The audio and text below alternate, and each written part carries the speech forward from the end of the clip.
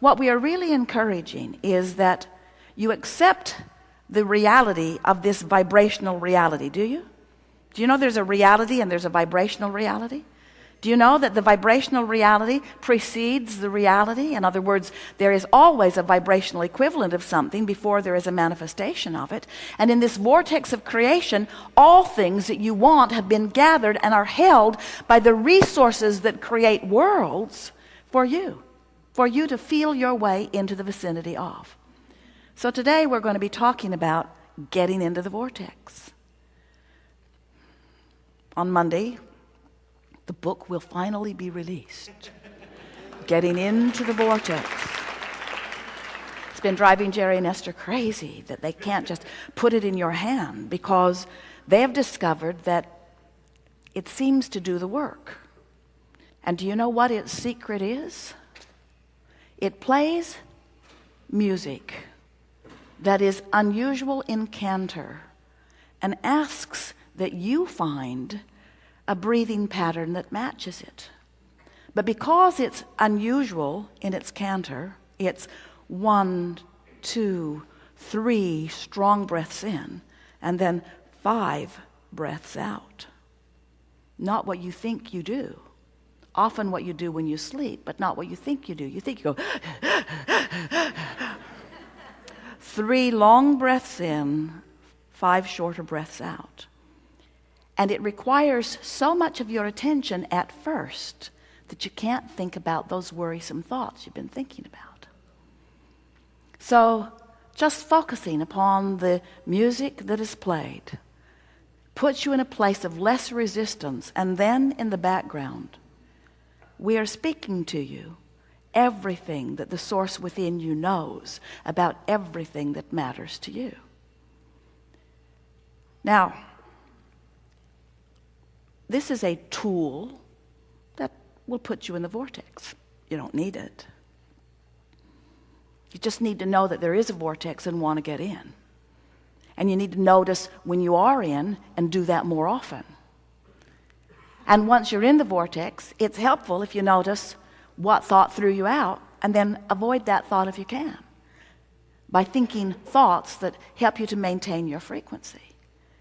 We want to help you to realize that so much of the effort that you've been offering, effort to meditate, effort to focus, effort to accomplish goals, effort to make your world a better world, your personal world or your physical world a better world, so much of the effort that you've been offering has been from your keen awareness of what you don't want. The majority of the effort that the majority of people, that the majority of you know, which means almost everybody, is offering almost all of their effort from outside the vortex. And that's why it feels hard. To make the point, we've been playing with these money and the law of attraction cards. They're affirmation cards. And most people would think that an affirmation card would be a good thing. Go to the mailbox, don't have as much money in my bank account as I do bills in the mailbox. So I'll buy these brilliant cards. We wrote them. And from my place of worry or concern or even fear, I will begin efforting through the process of affirmation. I will tell my story as I want it to be. I want more money. Whatever I desire, I can acquire. I'll send this in with my payment.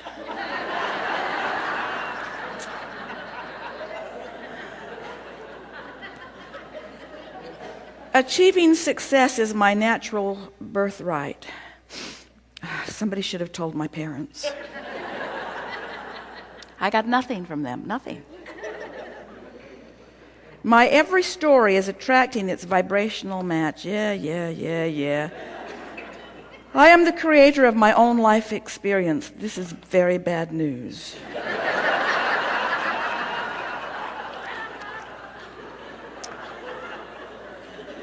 You sort of get what we're getting at. When you're outside the vortex and you effort, there's a backlash, because it activates a defensiveness within you that sort of defends where you are. Sort of like when you have a disagreement with a friend on the same point, and the friend believes one way and you believe the other way, and the more you talk, the more you both dig in where you were.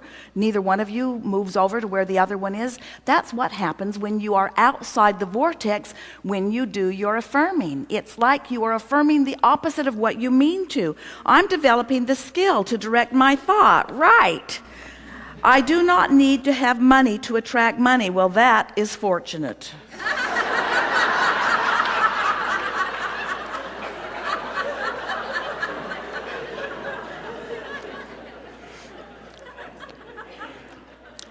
But if you should find yourself accidentally in the vortex, it happens, where just for a moment you cease thought about unwanted things, and you notice the sunrise or the sunset, or a child walks across your path, or your cat jumps up in your lap and you pet it for a little while, or you hear a song that makes your heart sing. You find yourself in the vortex, all of you do, sometime during the day. And if from inside the vortex you begin reading these affirmations, the feeling is entirely different because there's no vibrational backlash. Are you hearing what we're getting at? If you're speaking about what you want and it feels bad to you when you're doing it, it's not helping. Don't effort when you are vibrationally out of sync. The first order of business is to get vibrationally in sync. The first order of business is to get in the vortex, to tune into who you really are. And then the story I tell is the basis of my life. That sounds nice when you're in the vortex.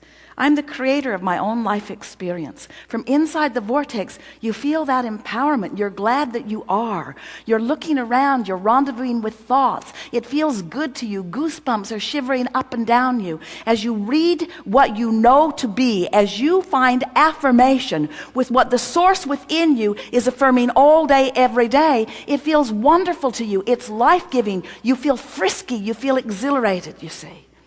So, what we're getting at, we think you know what we're getting at. Don't try when you're not in the vortex. If you're not in the vortex, you have only one thing to do. Get in the vortex.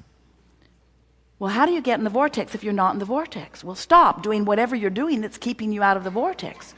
Oh, all right, I'll leave my husband.